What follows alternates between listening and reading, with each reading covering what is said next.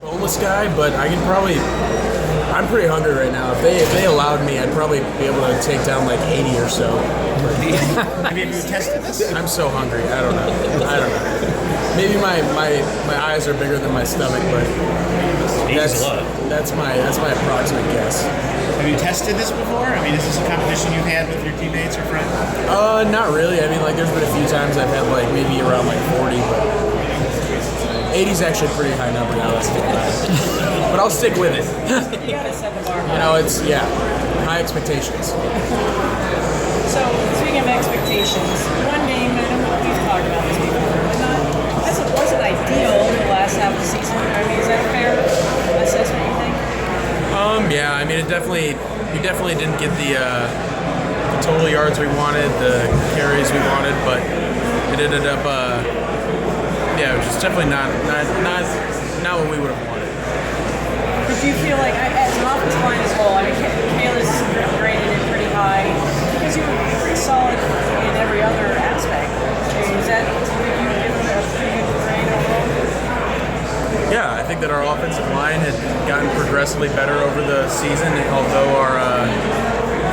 the run yardage didn't exactly reflect that, and I thought that we did a pretty good job of projecting Jake, and I thought that there were a lot of positives and steps forward taken. Your evaluation of that, if the numbers aren't backing it up, where's your evaluation of that? Is that something in meetings where you can tell or watching film? Just watching the film, I would say. I mean, if we look at the run yardage compared to last year, we were significantly better, and I think that we were playing pretty well near the end of the season. I thought that we had caught a little bit of fire at the beginning of the season, and we really needed to pound away and get those carries. But Jake started playing well and started throwing the rock, and attribute that to Jake. Jake did really well. So. We had talked earlier in the year about you running those meetings with the guys, and you would had you noticed a change from the beginning of the year when you were doing that to the end? I mean, in terms of how responsive they were, how much they knew compared to you? I mean, I think that they definitely by the end, I didn't even have to really run those meetings. They really knew everything that needed to be known in our game plans, and Coach Drevno and our GA, Al Netter, and all the guys in the staff room were doing a great job, and they picked it up quick, and yeah. Is there any incentive for you if you hear this sized up as a kind of a defensive battle? Is there any incentive for the guys on the offensive side? I think so. I mean, like, if we score more points than the other team scores, we win, and we want to win. Right. I just mean, the defenses are what's most talked about going into this game. I think that they have a very good defensive line, and we've talked about that a lot. Their linebackers are very good, and I think that we've watched an enormous amount of film over these past few weeks, and we've had a lot of practices, and I think that we're going to be ready to play.